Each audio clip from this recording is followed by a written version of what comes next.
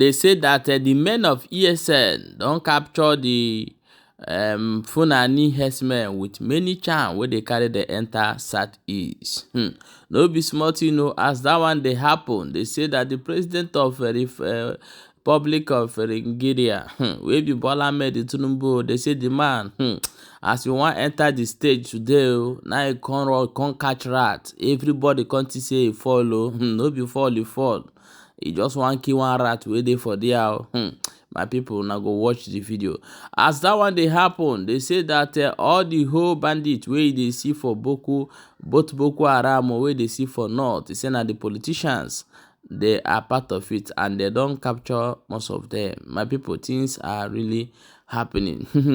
As that one they happen, they say that unknown gunmen don't buy police again for inside Imo State, which will go bring the video come up. My people, welcome back to Balabas Gist. If today not the first time where they come across this channel, you are highly welcome. We go jump inside this matter immediately. We'll go bring some videos can show you. May you know what they go on. I see they watch and they drop your own opinion and they share the video. Men of Eastern Security Network, which is ESN, they say these people don't intercept so many charms where they come from Fulani to Alibo. Just watch the video. If I walk on the outside,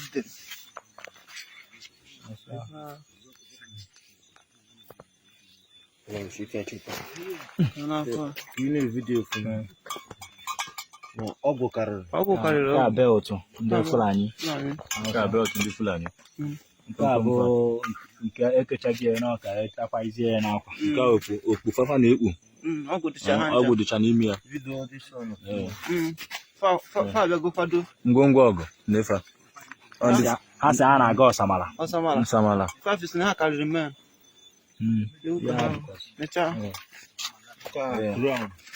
Yeah, Bobo Quran. Yeah, go follow ground. Yeah, we should go. Any now, Bob buy a cake. You buy a cake. I'm not sure. That's when I got some. I'm not sure. Hancha. You don't come out bound. Hancha. I grab it since now. 5 is and half of the table.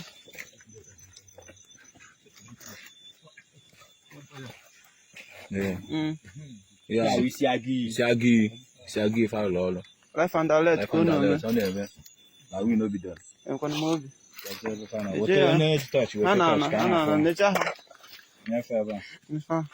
Yeah, though. You safer. When can the platform? You can't walk up.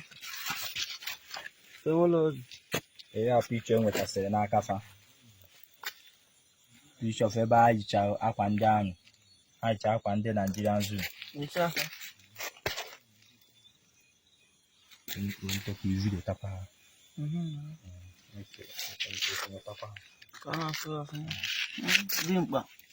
Five boy, Ibu. Check on a Tinubu president. Yeah, we buy a uniform. I chap and down. It's all your chance. Never. Kafala.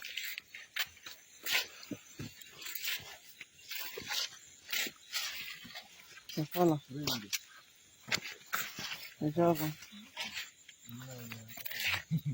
This is safe if I will. I want to hunt an Igbo. I don't know you. So for any man, I need. So for an Igbo ever. Anthony never done know you, but I don't know. I want to know you. In our folk one in a show. Oh, also some like Papa. So some like Papa. My wonderful people, Shibuna don't see them. They say none of them. They speak even English for inside those people, and they come for Southeast. If government see them, they will leave them. If police see them, they will leave them. Thank God say ESN catch all these people. I beg, make them make sure say they go have acha. Very, very important, because that is go contain also. My people, I'm going to play you this video. May you hear them with your own ear. One police don't come outside though, can't tell us say the things where they happen for North. Is it a politician and then they do them? Just watch the video. We can say now banditry is an industry in Zamfara State. Last month, we arrested a member of the State House of Assembly in banditry here in Zamfara State. We arrested a district head.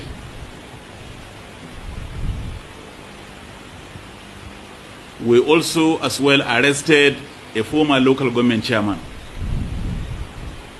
So you can see that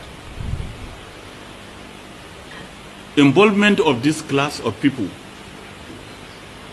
in banditry is more making the situation to become more and more complex. So in essence, I can say that all caliber of people now are involved. All manner of people are involved in this banditry. More alarming and more disturbing is the involvement of a district head in supplying drugs to the bandits. So in that respect, your presence here today.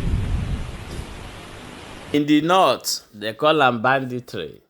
In the southeast, they say na terrorists. Hi, Nanja, this they happen, sha.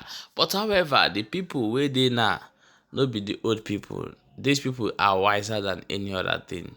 So keep covering the things where they do for north, and the thing go over on for that side. For southeast, we know our problem, and now wanna build the problem, releasing the Kalu, and everywhere will become again. For inside southeast.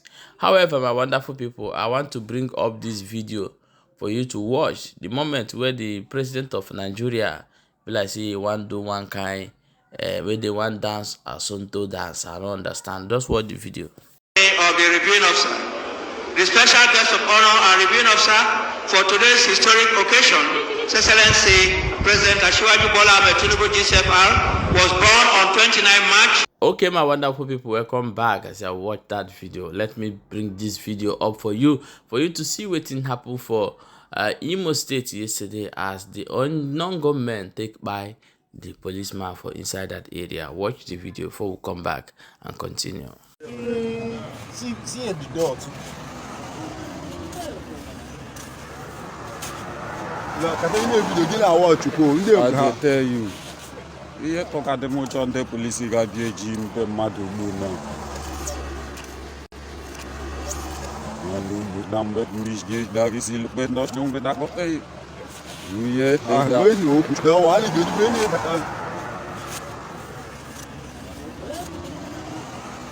So, the next piece. See at the door too.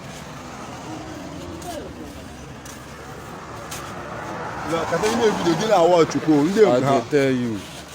Iye toka de mocho nde polisi ga bieji mpe madu muna. Mandu nambe mbishge dagisi lupe ndosh nyumbe dakote. Iye Ah, we know. No, wali good bene. So, the next piece. Mandu nambe mbishge dagisi lupe ndosh nyumbe dakote. Iye Ah, we know. No, wali good bene.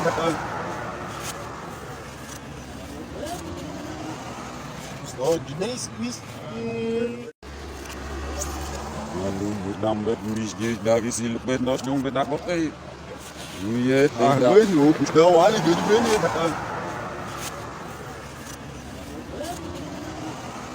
So, the next piece. Mandu nambe mbishge dagisi lupe ndosh nyumbe dakote. Iye Ah, we know. No, wali good bene.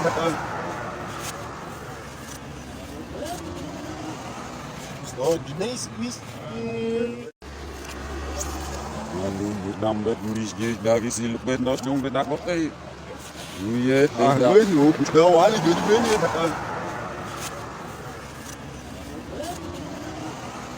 So, the next piece. After Hope Uzodinma make some comment for inside Aba, unknown gunmen don't still go visit them for Imo State again. My people, please drop your own opinion for inside comment section and share this video.